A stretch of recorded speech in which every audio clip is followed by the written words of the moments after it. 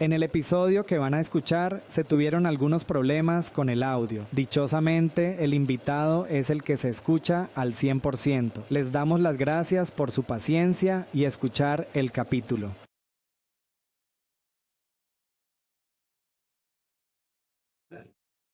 Hola, hola a todos y bienvenidos a un podcast más de Ingeniería detrás del negocio. Aquí ustedes saben, donde vamos a conocer más historias de todo lo que son empresas, emprendimientos y cómo llegaron a ser lo que son hoy. Hoy tenemos a una persona realmente muy especial, lo conocí hace por lo menos 2 años aproximadamente, personalmente. Y es una persona que yo considero que sabe un montón de todo. Y ¿por qué un montón de todo? Porque siempre me sorprende con algo. Le hago algún comentario de lo que sea. Siempre sabe algo. Una persona excepcional, la verdad. Y estoy muy emocionado de que esté aquí. Diego Pérez, muchísimas gracias por venir, por aceptar la invitación. Buenas tardes, Adri. No, siempre un placer estar aquí, compartir con vos. Sí, Dios nos trajo, cruzó nuestros caminos y gracias a Dios estamos juntos y hemos podido hacer un montón de cosas muy chidas para Él. Y aquí ahora, de ahí, vine a hablar un ratito con vos. eh, Estos 44 ahora en junio, el 25 ya casi. Son varias vueltas al sol y de gracias al entorno con mi papá, que siempre fue muy emprendedor y todo, he podido estar sumergido en un montón de ambientes laborales, en un montón de emprendimientos, en un montón de negocios y he aprendido mucho a través de los años, gracias a su sabiduría y a su experiencia. Y aquí vengo a compartir un poco. Al final, como te mencionaba yo antes, la experiencia es lo que cuenta, ¿verdad? Y vos has tenido muchísima experiencia con la empresa familiar y con tu papá. Estamos hablando proyectos tuyos. Ahorita tenés dos, que es el de Wood, que es como cositas de madera, y ahorita estás vendiendo aguacates. Así es, así es. Fuera de lo que sería el entorno familiar de la corporación familiar, en este momento tengo varios emprendimientos eh, que ya tengo ratillo de tenerlos como por ejemplo hablabas ahora, ¿verdad? De lo que al principio se llamaba la cajita y ahora se llama Wood, que por sus siglas es Warm Unique Design, donde involucra diseño en 3D, involucra diseño gráfico, involucra creación de muebles, creación de un montón de cosas, un taller de banistería a todo meter y que desde hace un par de años se incorporaron otro tipo de maquinarias, láser, impresión 3D, CNC router y demás, que ha abarcado un poquitito más de productos y gracias a Dios me está yendo muy bien con eso desde hace ratillo. Mm, ¿Quién es Diego? O por lo menos, ¿quién es Maifrencito? Que yo creo que ese es el que todo el mundo lo conoce como Maifrencito. Contanos qué te gusta hacer, quién sos, cómo te ves vos. Por Bueno, una persona primero extrovertida, cero cohibida, como puedes saber, ¿verdad? Eh, una persona social, me gusta mucho estar con amigos, salir y sobre todo deportista. Y también muy enfocada, ¿verdad? A nivel profesional, ¿verdad? A nivel de trabajo. Muy trabajadora. Me considero más bien un workaholic, como hay muchas cosas que hago que me encantan. A veces trabajar entre semana hasta muy tarde o trabajar hasta fines de semana no hay ningún problema. Cuando uno hace lo que, la dicha de uno, ¿verdad? Porque no todo el mundo tiene esa dicha de poder trabajar en algo que le gusta, que le fascina, donde el tiempo se pierde y no hay ningún problema. El único problema es cuando la pareja de uno le dice, bueno, ya, suelte, venga, pase rato conmigo, salgamos, hagamos algo, ¿verdad? Y uno ahí disfrutando. También muy deportista, me gusta hacer mucho deporte, como te has dado cuenta, ¿verdad? Y me gusta ver mucho deporte con mis aficiones, ¿verdad? También de Saprissa, del Barcelona. Y me gusta jugar golf y me gusta jugar ahora de lo que está de moda, que es el pádel. Desde hace 2 años juego bastante pádel y me entretiene porque no es todo solo trabajo, ¿verdad? Uno necesita también una válvula de alivio, soltar y también, ya repito, son 40 y resto de vueltas al sol, ¿verdad? Donde hay que mantener el cuerpo ahí, darle un mantenimiento y disculpa. Parte de Magnetito, usted tiene como mínimo a veces todos los días Sí, para esas son todas mis secretarias. el episodio. Vamos a estar escuchando más de una alarma por aquí. Entonces, bueno, sí, deportista y demás. No tuve chance de ver la final, vi varios partidos, eh, pero sí, me encanta. Más bien acabo de empezar a ver el documental de Rafa en Netflix. Está muy bueno. Claro. Impresionante saber que él desde una muy temprana edad tuvo una lesión que se le generó por mucho esfuerzo, ¿verdad? Desde una edad muy temprana, 4 o 5 años, y hay muchos huesos que no se le desarrollaron por emplear tanto esfuerzo físico, ¿verdad? Tan temprana edad, porque él era tan fiebre que él quería entrenar y entrenar y entrenaba hasta 4 o 5 horas teniendo 4 o 5 años, ¿verdad? Eh, y eso se transmite y eso también, ¿verdad? Al ser un workaholic, también hay que saber cómo manejarlo desde tempranas, medianas, o también ahora a una edad más avanzada donde uno más bien debería ir buscando un poquito más de paz, bajar revoluciones, disfrutar más la vida. Sí, como todo, son balance, el balance siempre tiene que existir, porque si uno está joven, balancear, digamos, bajar las cargas del trabajo, que siempre son enormes, sea donde sea que estés, pero ya después el trabajo también le ayuda a uno como a desarrollarse o a seguir siendo, seguir siendo, digamos, mentalmente, estar rápido, digamos, mentalmente, algo muy importante. Así es. Usando un poquito el ejemplo de Rafa, que él mucho su inspiración fue su tío. En tu caso, digamos, la persona que te enseñó a vos fue tu papá. Hablemos un poquito de tu papá, de quién fue y de cómo que lo hizo a él construir la empresa familiar que ustedes tienen. Bueno, mi papá es alguien ejemplar. Yo creo que la palabra es ejemplar. Em, Desde una muy temprana edad, él tuvo que hacerse cargo de la familia y, y retirarse de la familia, ir a conseguir trabajo eh, en una situación donde todavía él era menor de edad y tuvo que casi que cruzar el país, ir a trabajar con la compañía bananera. Por medio de contactos familiares logró conseguir un trabajo allá.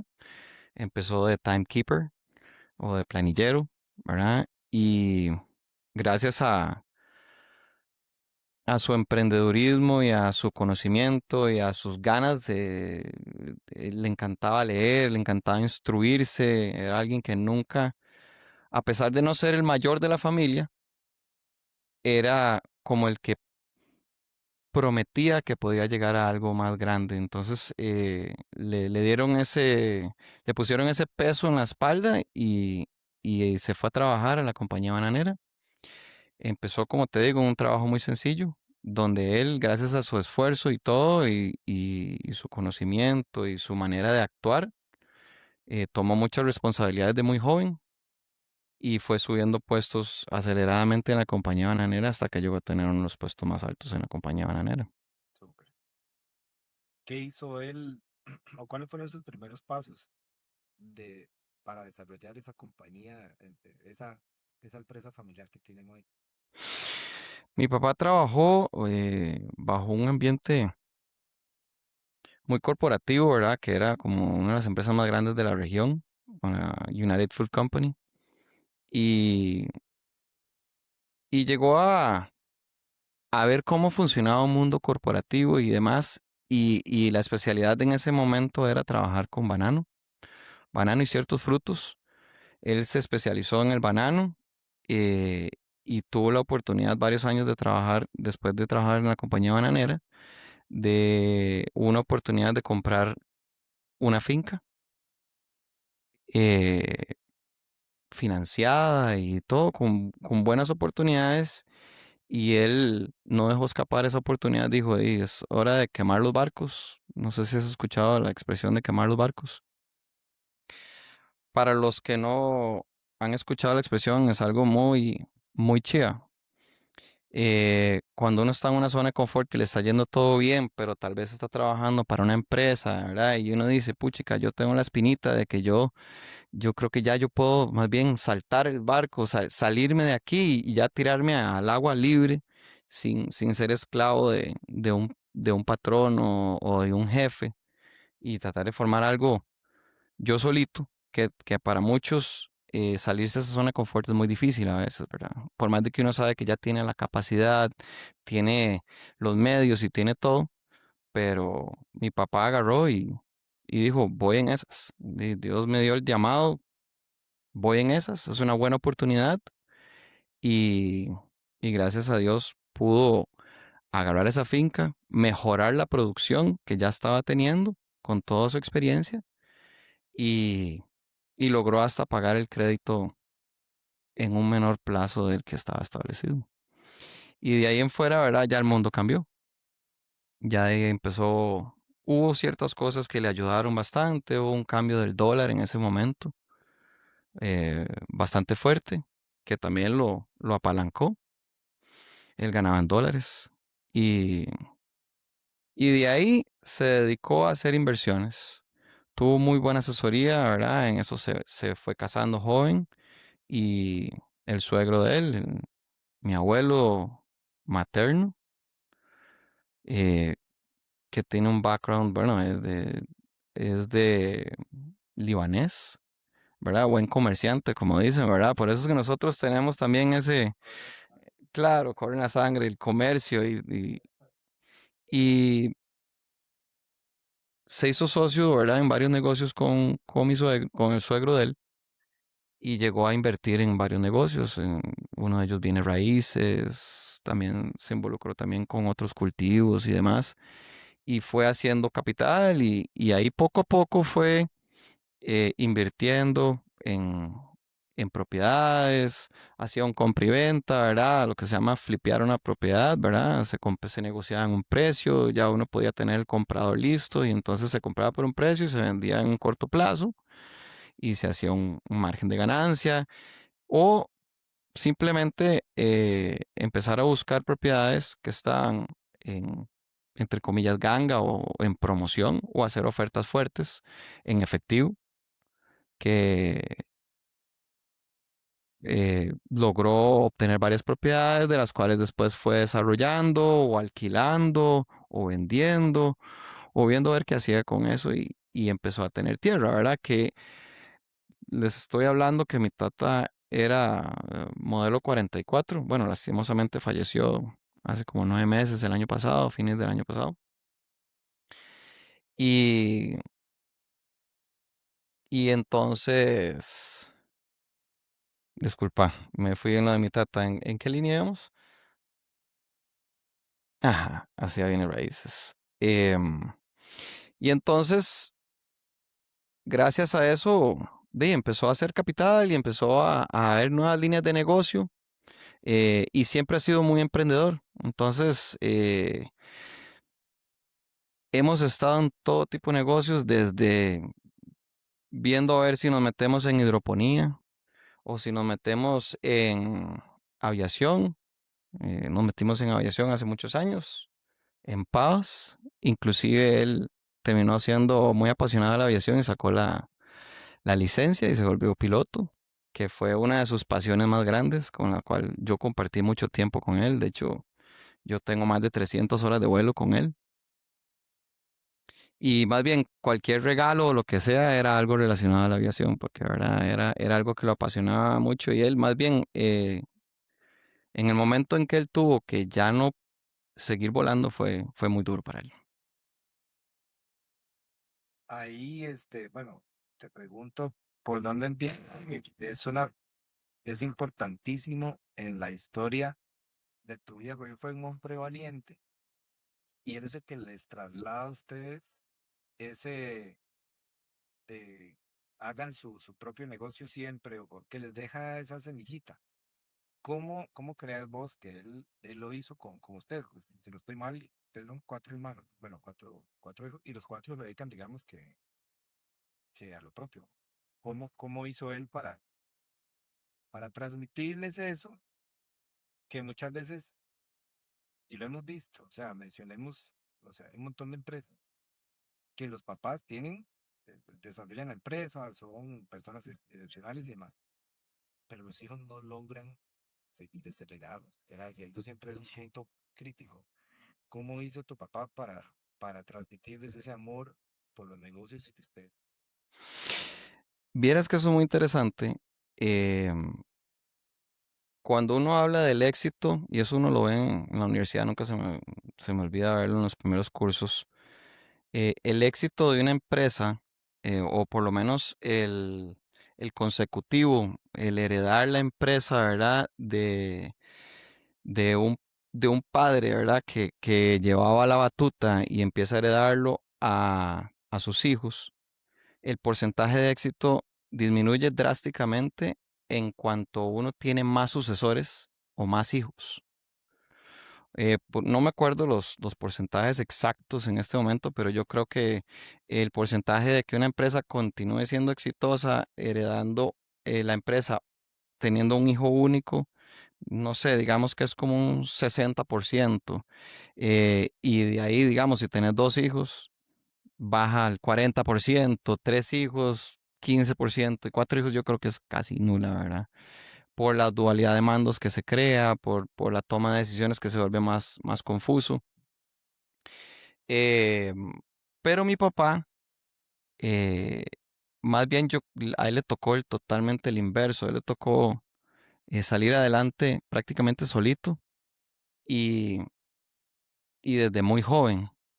Y después él tuvo el privilegio de poder mantener a su propia familia, a su mamá, a sus hermanos y a ayudarlos en todas las oportunidades a través de los años, todas las oportunidades que tuvo. eh, y mi papá nunca tuvo en quién caer. O sea, él no podía equivocarse. Eso da un sentido de sobrevivencia, ¿verdad? Aquí soy yo y nada más yo y yo no puedo caer y punto. Que eso más bien es un efecto inverso cuando sos más bien el hijo de alguien exitoso. Más bien los papás tienden a querer darle a sus hijos todo lo que ellos no tuvieron, que no pasen hambre, que no sufran, que siempre estén cuidados, chineados, debajo del ala, ¿verdad? Y entonces por eso es que esa hambre no la siente el sucesor. Eh, y nosotros somos cuatro hijos. No creas que ha sido fácil, ¿verdad? Y mi papá, ser papá de cuatro varones, tampoco, ¿verdad? Era fácil, ¿verdad? Y mi papá, vamos a ver, nosotros perdimos a nuestra mamá a una edad muy temprana. Yo tenía 4 años, 3 años y medio. Entonces te estoy hablando, ¿verdad? Que eso fue hace más de 40 años ya. Y mi papá tuvo que criarnos solo. Después él tuvo una pareja que sí le ayudó bastante, pero, pero súper valiente, súper valiente. Demasiado carga. Y él los fue metiendo ahí en los negocios poquito a poco. Mi papá siempre quiso que el imperio que él estaba haciendo lo heredáramos nosotros. Más bien a él le costaba pensar que nosotros voláramos por aparte de la empresa, porque él dice, estoy construyendo todo esto para ustedes, ¿cómo se me van a ir? Más bien involúcrese más. eh, Mira, uno hágase abogado, el otro hágase ingeniero, más bien crezcamos esta empresa, ¿verdad? Y nos volvamos súper fuertes entre todos. Eh, pero sí no te voy a negar que era difícil, cuatro hombres, y verdad, y si uno llegaba tarde, obviamente había una retajila, ¿verdad? Y, y sí, no fue fácil. Y ahora que mi papá murió, empieza otra etapa, ¿verdad? Porque ahora lo que heredamos de él se divide por partes iguales y ya no hay protagonismos, ¿verdad? No hay, yo tengo 20 años de trabajar en la empresa, yo tengo 15 años de trabajar en la empresa, tengo 50 años de trabajar en la empresa. es ahora va todo por partes iguales y la voz es exactamente igual, ¿verdad? Se vuelve una asamblea, se vuelve una junta directiva, se vuelve todo, ahora todo se formaliza a otro nivel. La empresa familiar diversificó en los diferentes negocios. A nivel general, ¿cómo hacían? Porque, bueno, vos estuviste más en la parte financiera en los últimos 25 años, como hablábamos, pero igual y tenías que estar empapado de todo. ¿Cómo hacían, digamos, cuando se incursionaban en un nuevo mercado o algo así? Porque, digamos, mucha gente o muchas empresas hoy se dedican a una cosa o están en un mercado y de pronto se les abre la oportunidad de trabajar en otra cosa y pucha, me da miedo si lo hago, no lo hago, o hay incluso hay muchas historias fallidas que muy probablemente ustedes también tienen, porque hoy estamos hablando tal vez de sobre lo lindo, pero ¿cuál es el mindset o qué se tiene que tener o qué hacían ustedes para decir, bueno, vamos a meternos en otro negocio, nos vamos a tirar por ahí y que Bueno, como te digo, primero Dios tenía un camino muy, ¿cómo explicarlo? Le tenía grandes cosas a mi papá y mi papá soñaba en grande y era alguien que, como te decía, no tenía una red de seguridad donde caer. Mi papá volaba. Él decía, yo tengo que ver cómo salgo adelante y él probaba, era muy emprendedor. Eh, Eso en el mundo de los negocios, el que tiene esas ganas, esa iniciativa y también ese poder mental para que si caes, no te quedas en el piso. Eso es lo que destaca a las personas que son grandes líderes y grandes personas que llegan lejos versus las personas que empiezan con mucho entusiasmo, pero cuando el cielo se pone turbio, se echan para atrás o se quedan en una zona de confort. Mi papá era una persona de armas tomar toda la vida. Y, y teniendo ese gen de comercio y también, ¿verdad? Influenciado por mi abuelo materno, ese gen de comercio quiere decir que a donde huela plata, uno tiene que ir a meterse, ¿verdad? Y también el hecho de relacionarse con gente, eh, de y tratar de meterse en ciertos círculos donde uno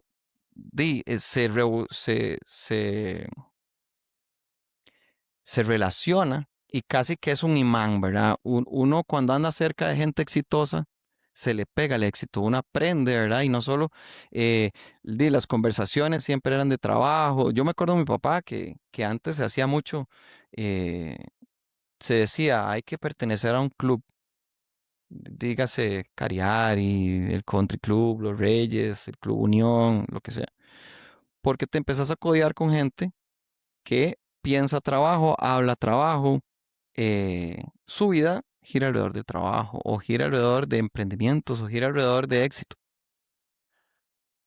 Eh, y eso es como ser una abeja, ¿verdad? Y buscando miel, o sea, o hacer miel, o sea, uno como que se le pega a la gente. Y entonces se da mucho que hacer amistades con este o con el otro, o unos traguitos o algo así, ¿verdad? Que se usaba mucho antes. Hoy en día no hay tanto eso, ¿verdad? Antes era más como los viejos de antaño, ¿verdad? Que los negocios se hacían en una mesa de tragos y se daba uno la mano ahí mismo y el negocio estaba cerrado con un apretón de manos. Eso poco a poco se ha ido perdiendo, lastimosamente. Yo sí tuve un poco de la enseñanza vieja escuela de eso, donde la palabra vale mucho. Y, y mi papá se relacionaba con todo eso, no le daba miedo a emprender. Claro, no te voy a mentir que hay negocios que fueron muy buenos, hay negocios que fueron muy malos, hay negocios donde se hizo mucho dinero, hay negocios donde se perdió mucho dinero. Pero lo importante es levantarse, desempolvarse. Lo aprendido nadie te lo quita y vamos para adelante. Mira, fracaso, como que yo te diga, vamos a decir, hay varios negocios, hay muchos en los que yo los detalles no los tengo muy, muy frescos o muy a la mano porque yo era muy pequeño, pero, pero sí me acuerdo de un negocio de Transcarga. Los detalles, como te digo, podría estar bateando o podría darte más o menos lo que yo pienso que me acuerdo o los, como yo armaba la historia con los pedacitos que yo escuchaba y la madurez que tenía en el momento. Pero mi papá se metió, ya tenía rato de tener un negocio de aviación en Pavas, en Toyas Bolaños.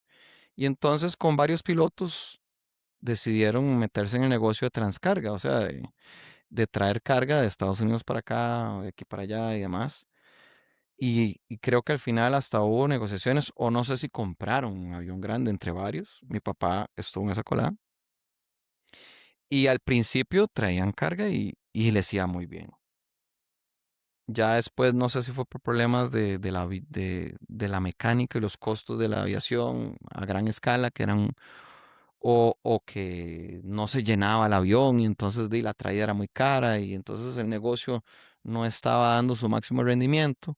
Pero sé que mi papá al principio le iba muy bien y al final sí, sí perdió bastante plata. Sí, no, y no, precisamente, bueno, te pregunto más que todo, porque no todas se pegan. No todas se pegan. Y eso es importantísimo recalcarlo. eh, en cualquier empresa, en cualquier mercado, no todas se pegan. Como hay nos dijiste algo importante, eh, el que hay que rodearse para tener éxito, hay que rodearse de gente de éxito, ¿verdad? Lo recalco porque mucha gente lo dice, hay un montón de influencias, pues sí. Pero entonces el éxito de la gente es como, no sé, saber caminar todos los días 5 kilómetros a las 6 de la mañana, o sea, cosas que tal vez no valen tanto la pena. Y vos lo mencionaste, de gente que siempre hablaba de su trabajo, o hablaba de sus empresas, o hablaba, y uno estaba como una esponja absorbiendo todo lo de la otra gente y se abrían puertas. Como ella, no, lo importante no es tener plata, es tener pata. Se- Y Así es. Se dice que entrar a estudiar a una de las universidades, digamos, a las Ivy League, entiéndase Harvard, Princeton y todos estos, que lo importante es entrar porque los contactos que uno hace ahí casi que se vuelven más importantes que el título. Y, y algo que te iba a decir es que sí, indudablemente todo esto de ser emponchado, relacionarse con gente de poder y demás, eh, también a veces esta gente tiene información interna que tal vez llega más rápido a ellos que a otra gente. Y a veces el que pega primero, pega dos veces, ¿verdad? Y a veces llegan y le dicen, bueno, mira, ¿querés invertir? Y más bien cuando la gente se va enterando por fuera de estos círculos, es cuando ya el negocio está hecho y está generando dinero, ¿verdad?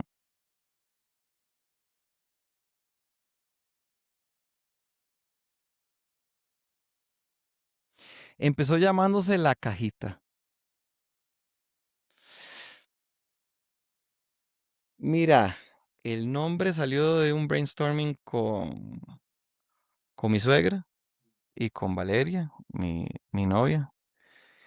Eh, la cajita fue matizándose como por ahí de cuando empezó la pandemia. Nunca me acuerdo cuando nos empezaron a hacer las encerronas y que ya no podía salir uno y yo dije, puchica, ¿y ahora qué voy a hacer? ¿Te voy a pasar encerrado en la casa? Digo yo, es el mejor momento para desarrollar un hobby. Yo no estaba pensando en,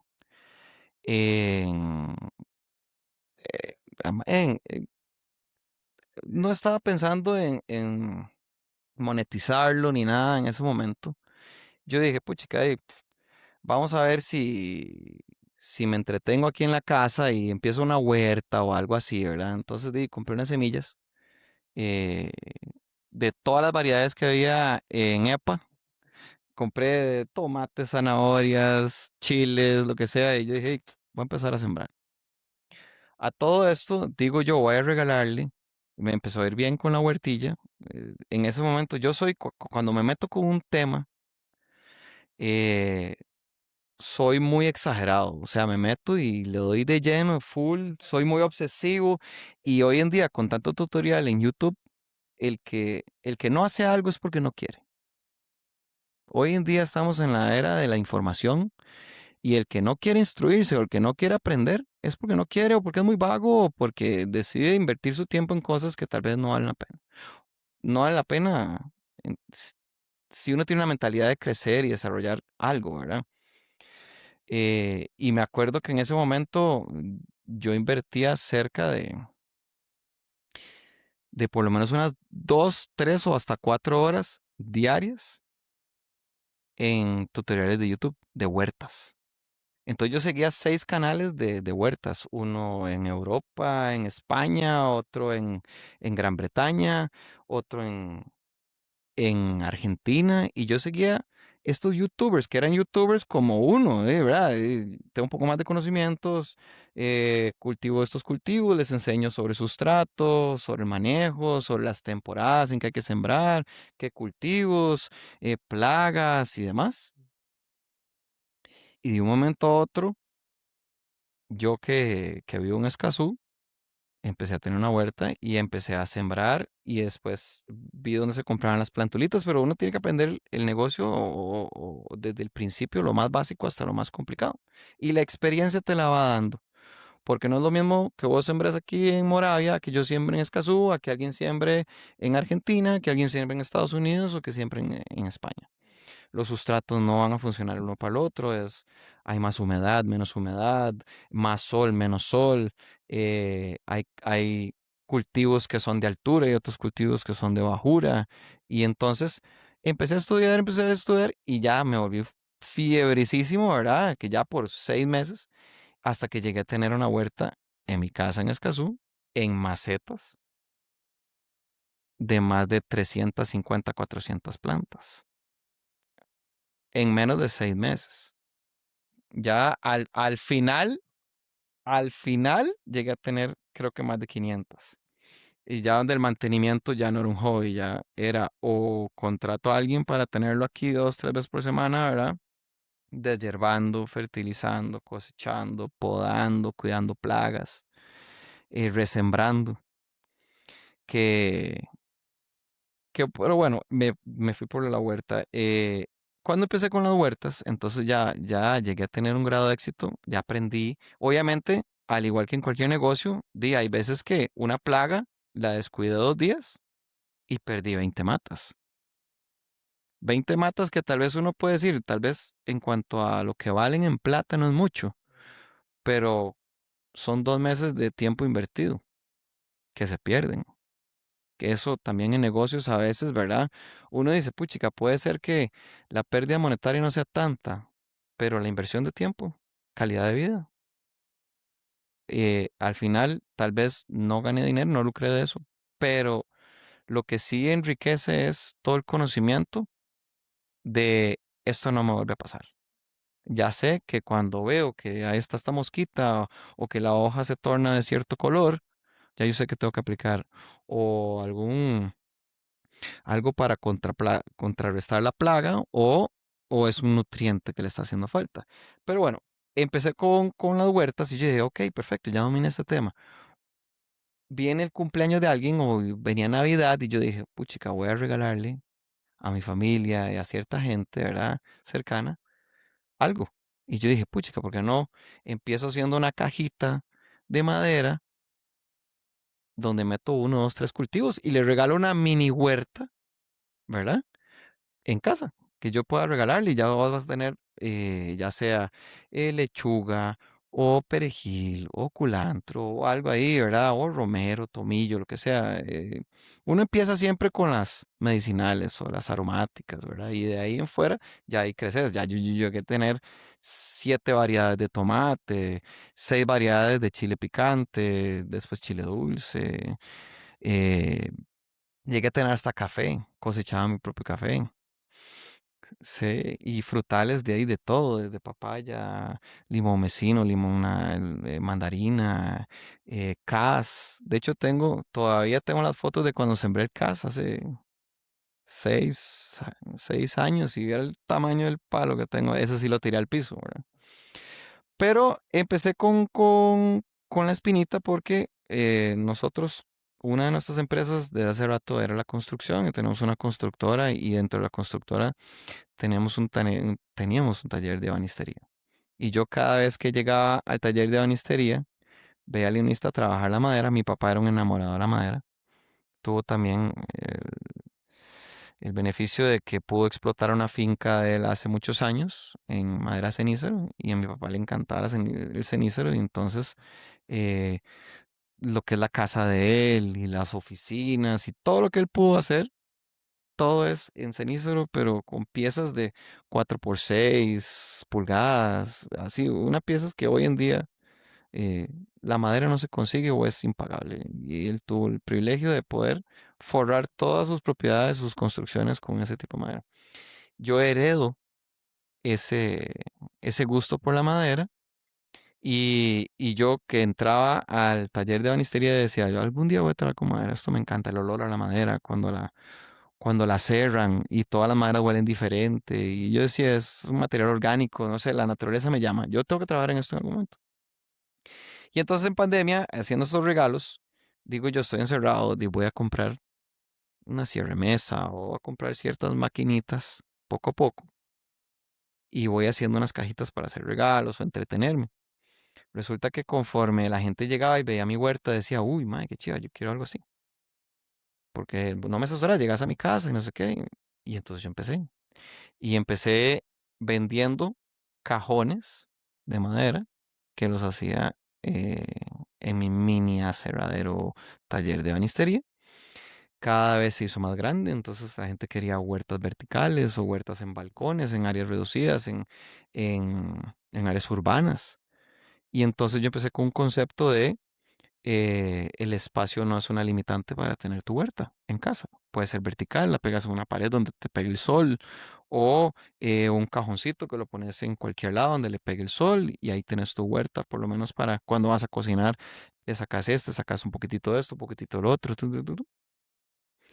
Y poco a poco la gente me empezó a pedir más o empezó a pedir asesoría de cómo hacer una huerta más grande en casa, cómo hacer riegos automatizados, fertilización, hasta el servicio de venga, me siembra, me cosecha, me tiene todo. Y entonces empecé yo con amigos y después la voz empezó a correr de amigos a otros amigos y yo dije, puchica, la verdad es que en ese momento digo yo, voy a invertir lo que me está entrando por una mejor máquina o otra máquina. Y de un momento a otro, al cabo de un año, tenía ya un taller todo montado con todas las máquinas de banistería. Y yo cada vez, por la pasión por la madera, decía, no, no estoy tanto aquí por la plata, sino por la pasión. Compro una máquina, entonces ya en vez de solo hacer esta línea de productos, puedo hacer esta línea de productos y ampliaba mi conocimiento. Y en algún punto yo dije, puchica, ojalá me pegara el gordo y pudiera empezar a hacer muebles donde uno destaca las habilidades, porque ya yo, igual que con la ebanistería, con las huertas y demás, con los cultivos, empecé a ver igual videos de ebanistería y todo. O sea, yo no es que tenga un título de Lina, traté de meterme a Lina, pero en el Lina, puchica, es muy difícil porque hay que ir como si fuera al colegio, ¿verdad? De 7 de la mañana a 5 de la tarde y de ahí, no hay manera posible de que alguien pueda sobrevivir sin trabajar, ¿verdad? O sin generar. Pero me hubiera encantado sacar el título en el INA. De hecho, la mayoría de banistas con los que nosotros trabajamos a través de los años eran grados de INA y eran unos cracks a otro nivel. Y entonces, de ahí eh, se llamaba La Cajita. Todavía tengo la página de La Cajita si quieren entrar en Facebook o en Instagram.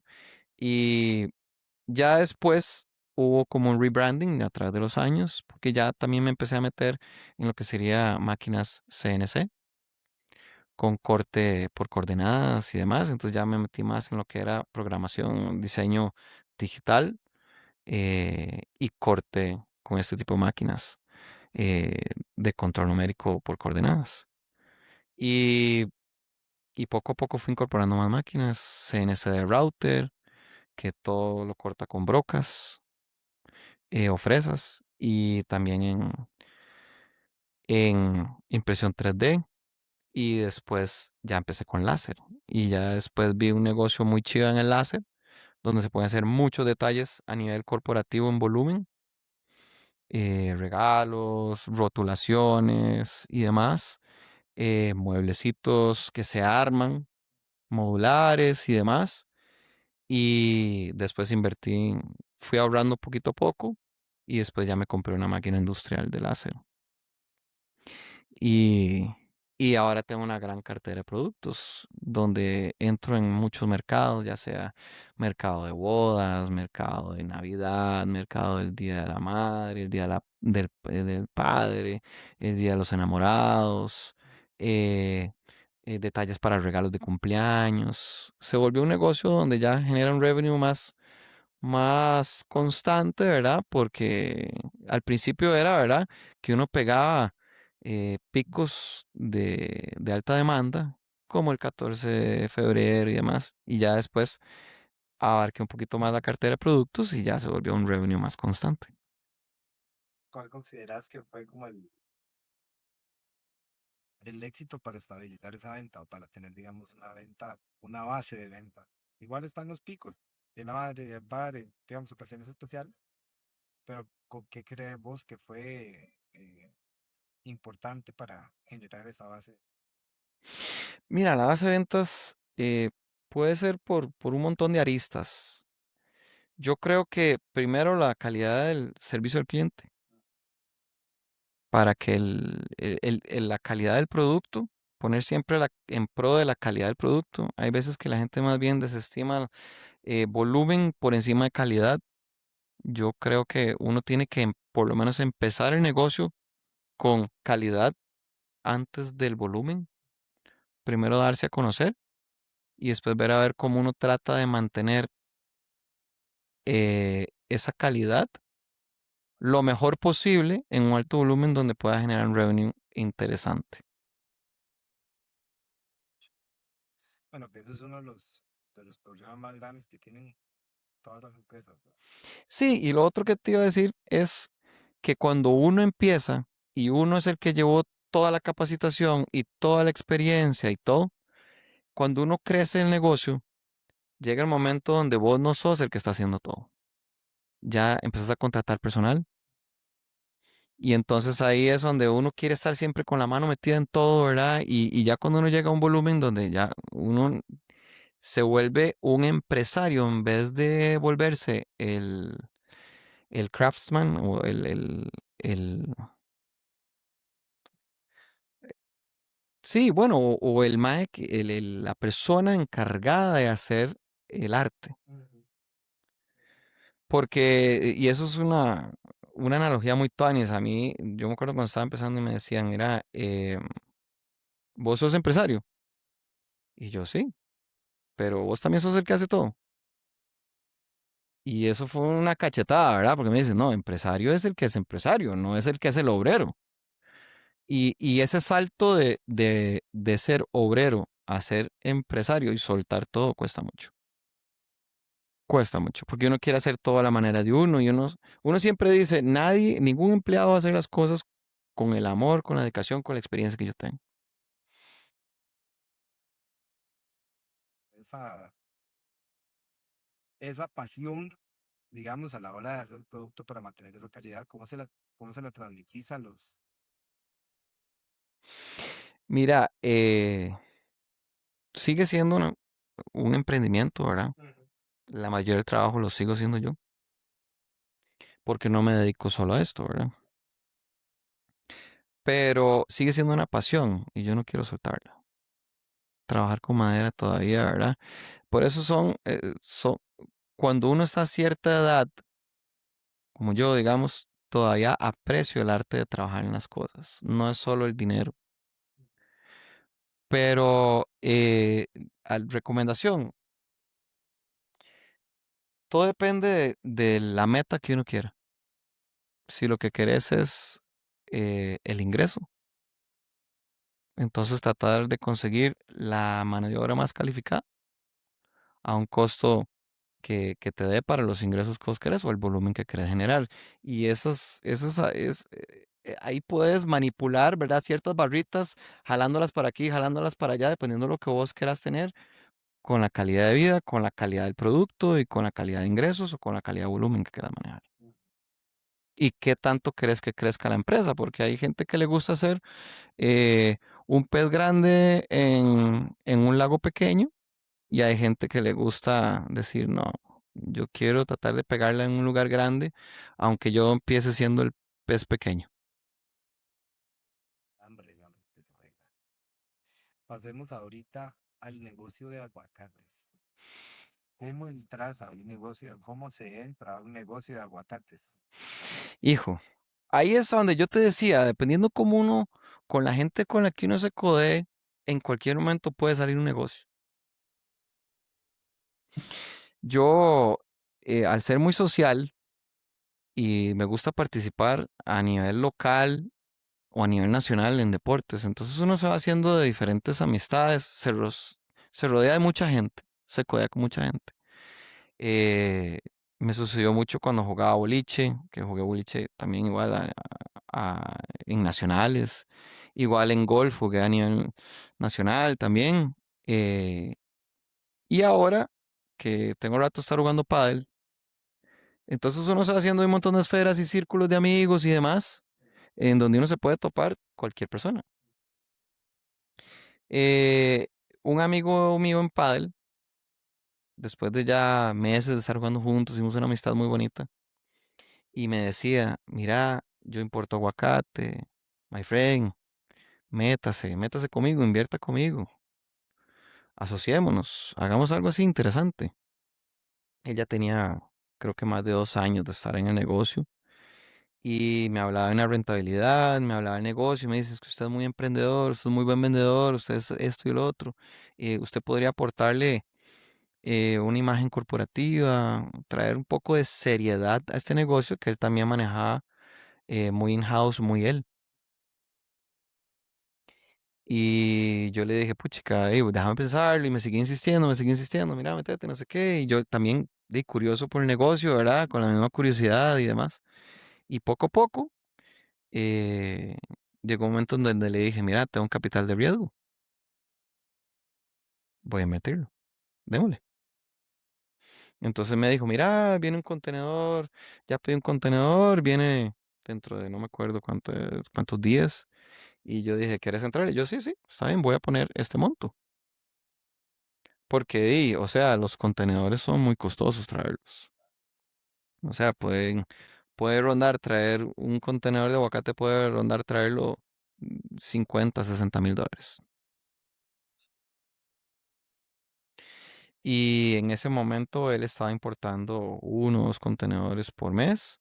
En este momento estamos subiendo a 3 o 4 y esperemos que conforme vayan las ventas y un proceso debido, ¿verdad? De crecimiento, podamos seguir creciendo. Pero sí, hay que seguir buscando mercados, entrar en otros negocios que consuman aguacate y ver cómo tenemos un market share cada vez más grande. Para, digamos, para ir buscando clientes nuevos. Verás qué interesante, porque como te digo, en este momento no es como una empresa corporativa donde tenemos un montón de departamentos, un montón de cosas. Más bien, al principio uno tiene que volar rueda y es importante porque es la única manera de conocer el negocio desde lo más básico hasta lo más fácil, lo más difícil y demás. Y para saber si tenés la madera para el negocio. Yo que a mí me encanta el comercio, me encanta relacionarme con cualquier persona, con cualquier negocio. eh, a mí me encanta. Yo soy una persona que puedo hablar con cualquiera, desde la persona más humilde hasta la persona que tenga el puesto más alto de una empresa. Yo no tengo ningún problema en hablarle. Entonces, cuando uno va aperturando mercados es muy chido porque vos tenés que literalmente agarrar el carro, montar unas 10 cajas de aguacate, cada caja tiene 10 kilos, y decir, voy a ir por mi casa, voy a ir al chino, voy a ir a la pulpería, voy a ir al supermercado, voy a ir al restaurante y es nada más llegar. Mire, yo no sé quién, usted no sabe quién soy yo, pero aquí vengo con una caja de aguacates. ¿Usted consume aguacates? Es un trabajo de hormiga, quitarse la pena, tener buenas relaciones públicas, saber entrarle a la gente, no ser antipático, ser súper llevadero, sonriente, dar una imagen que, que quiera que la persona te reciba y que esté abierto a lo que sea que le vayas a ofrecer, que eso no es fácil. No cualquiera llega y con una caja de aguacates y le vende un aguacate a alguien. O sea, es muy difícil. Imagínate que yo te llegue a tu casa y te toque la puerta. Mira, te vendo aguacates. Y vos, mae, ¿qué le pasa a este mae? Y también depende mucho de la presentación tuya, eh, tu manera de actuar, tu manera de hablar y demás. Y, y cuando uno hace su primer venta es súper, ¿verdad? Es un éxtasis, ¿verdad? Y ya después uno empieza a no solo tratar de hacer la primer venta, sino de mantener, ajá, mantener al cliente. Y eso se hace con servicio al cliente, como lo que hablábamos antes, servicio al cliente, calidad del producto, constancia, fidelidad y un montón de cosas que uno también a veces tiene que premiar. Vos puedes decir, mira, te vendo una caja de aguacates, no sé, te la vendí en 15,000, 20,000 colones, pero ese cliente se puede volver un potencial cliente que te compra todas las semanas. Y entonces ya, si vos decís, ok, 15, 20,000, a eso hay que sacar el porcentaje, obviamente, de ganancia, ¿verdad? Después de todos los costos. Pero vos decís, ok, una caja es muy poquito, pero si mantenés a ese cliente todas las semanas por un año, ese cliente no tiene un signo de dólar pequeño, tiene un signo de dólar grande. Entonces, hay mucha gente que ve el small picture, el mae, pega el cliente, bueno, y la próxima vez si tengo un mal producto, a ver cómo se lo clavo, por no tener una pérdida. Y la pérdida puede ser más grande. Querés deshacerse de ese producto para no tener una pérdida pequeña al corto plazo, en vez de decir, puchica, le voy a perder. Si tengo que conseguir esa caja en otro lado, que me va a costar más caro y hasta voy a tener una pérdida, hoy voy a garantizar el stream de entrada, el chorro abierto por el resto del año. Qué valioso, madre, qué valioso este comentario. Por lo menos lo que yo veo, y ser experto, digamos, lo que yo veo en redes sociales y las pocas empresas que uno ve, es eso, es como meterle el producto al cliente y hoy tengo este inventario y qué hago con ese inventario y van como en el mes a mes, pucha, hoy es 22 y necesito, me queda tanto inventario, tengo que ver cómo hago, cómo lo meto. Y no se genera, es que es como si fuera, es que Ahora te la voy a cambiar un poquitico. ¿Qué es lo que he aprendido con este negocio del aguacate? No es lo mismo que yo te diga, te voy a vender teléfonos celulares, que, dime, puedes comprar un lote de teléfonos y tenés un año para venderlos. El aguacate es una bomba de tiempo desde que lo compras. O sea, el aguacate literal te llega a la bodega y la bodega, gracias a que es refrigerada, el producto se le herdea un poco la maduración, madura más lento, pero eso es como para darte un tanque de oxígeno para poder venderlo. Entonces, si el inventario, tenés $60,000 ahí empantanados, si no te mueves rápido, se te pudren esos $60,000 y tienes una pérdida muy grande, ¿verdad? Entonces te obliga a trabajar rápido. A veces uno sí se desespera y dice, puchica, tenemos que sacar ese producto como de lugar. Y sí, no te voy a negar, pero entonces uno ve a ver cómo hace, le informa al cliente, le es honesto, mire, el producto está en un punto de maduración tal, le voy a ofrecer un producto, un precio de liquidación. Jamás mentirle al cliente. no, no, no. En el primer capítulo yo lo menciono, pero no sé si te lo había dicho a vos. Yo tuve un negocio. de- Ajá, me has contado Entonces correcto. entiendo perfectamente el tema de que, ok, no sé, tampoco era tanto, pero yo un fin de semana sacaba 120 cartones de huevo y ya yo sabía que en 2 semanas Ujú. ese huevo probablemente iba a estar malo. Y pucha, era en ese momento, pues, eso fue en 2018, 2019, 2018. Yo vendía el cartón de huevos a 3,000, que es más o menos lo que vale hoy un cartón de Ujú, pastoreo, pero lleva a la casa. ujú. Entonces ahí uno decía como, escucha, de pronto yo me veía y yo decía, este sábado era jueves, todavía tengo 60 cartones y me vienen 120. ¿Qué hago? Pero es precisamente buscar ese flujo de recompra de clientes, Residuales. Ah, de cliente fijos. siempre va a tener uno Ujú. esa urgencia de que, pucha, se me quedó tanto.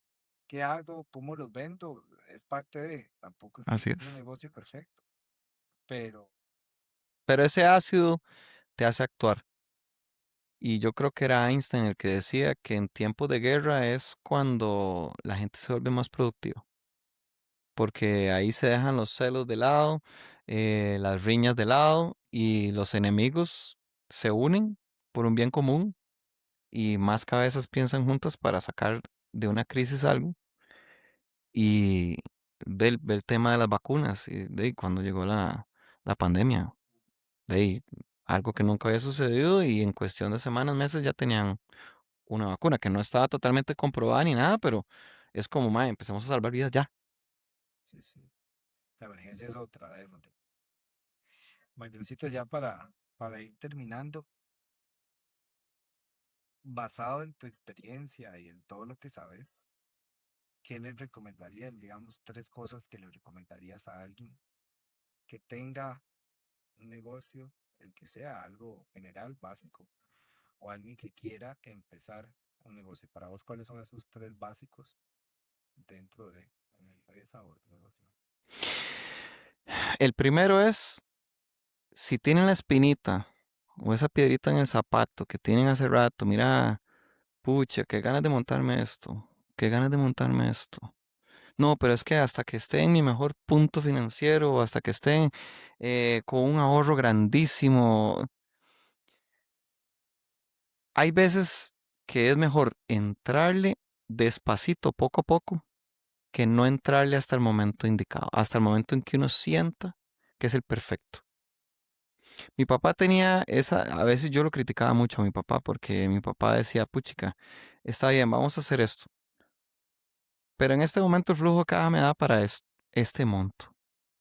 Entonces uno, ¿verdad? Que estaba en la U y todo, y uno decía, puchica, ahora es mejor apalancarse para que el negocio salga rápido y de una vez hay un margen donde el banco le da una gracia y después ya uno empieza a facturar y ya y el negocio crece. Mi papá en muchos de esos casos era más conservador, era decía, esto me sobra, pero no lo voy a, no es solo para guardarlo o para irme de vacaciones y gastarlo, es con esto puedo empezar a hacer otra cosa. Y entonces, aunque sea despacito, con buena letra, que a veces me desesperaba, porque yo le decía, papi, saquemos un crédito, construimos de una vez, hacemos ese local y de una vez montamos el negocio y empezamos de una vez. No, vamos a ir, aunque duremos 6 meses construyéndolo, vamos a ir, pero no me va a costar y el riesgo es mínimo. A ver, hay que tener paciencia, ¿verdad? Y todo. Que obviamente no mate la liquidez, eso es muy importante, ¿verdad? A veces la gente pone todos los huevos en el negocio, ¿verdad? Y se queda sin, ¿cómo dicen? La chicha ni sin el santo ni la limón. ¿No? Ese es el primero. Primero, si tienen la espinita, vean a ver cómo la desarrollan, aunque sea empezar por poner la primera piedra. Aunque sea con un presupuesto más bajo, pero empiecen. El negocio nunca va a llegar, nunca empieza en su máximo punto. Y la experiencia nunca empieza en su inicio. Em, ¿Qué otro punto les podría dar? Si tienen una pasión, vean a ver si se guindan de eso. Porque con una pasión, aunque uno no gane mucho, está contento. Y a veces la tranquilidad no tiene precio. Yo empecé por una huerta y empecé trabajando con madera y hoy es un negocio que me da una utilidad interesante.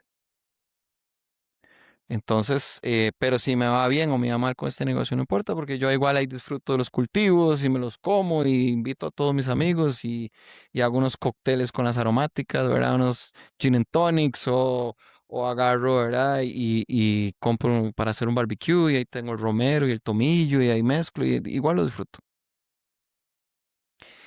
¿Y qué podría ser un tercer consejo?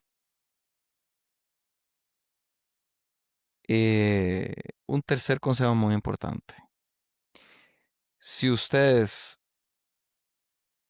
sienten que están trabajando en un 9 to 5 en una empresa corporativa y que tienen algún emprendimiento, tienen algo en lo que ustedes puedan tener una mejor calidad de vida,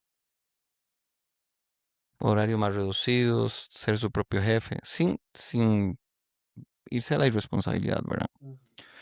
Pero, y pueden quemar los barcos, quémalos.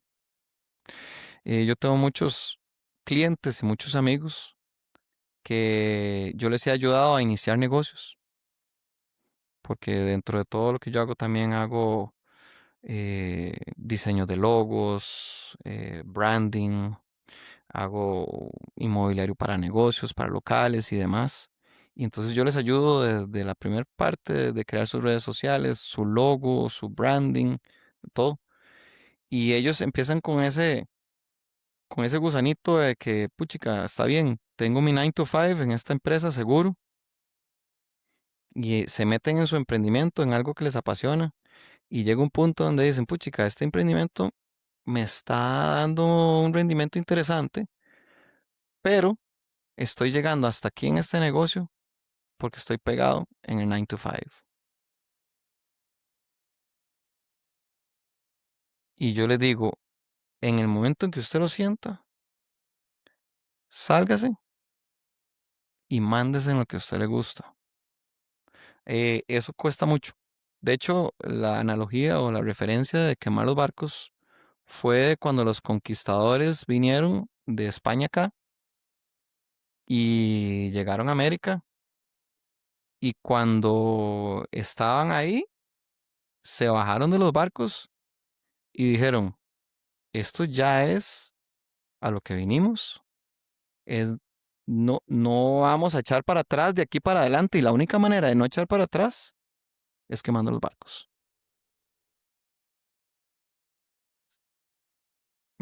Ya no hay vuelta atrás, es cruzar el puente y botarlo para que uno sobreviva. Entonces yo les diría que si tienen esa espinita, ya tienen un emprendimiento que medio les da algo y les gusta, ven un potencial interesante en ese negocio, pero les está impidiendo su 9 to 5, su trabajo de horario, busquen el momento donde obviamente no sea responsable y tomen ese gran paso. Maldecito, muchísimas gracias. El podcast fue realmente todo lo que yo tenía pensado. Yo aprendí un montón, me explicaste un montón de cosas y la verdad, muchísimas gracias por este espacio. No, el placer es mío. Compartir con vos siempre es un chuzo. Muchísimas gracias. Y a todos espero que les haya gustado este capítulo y pues esperen más todos los miércoles. Pura vida por vernos. Chao, chao.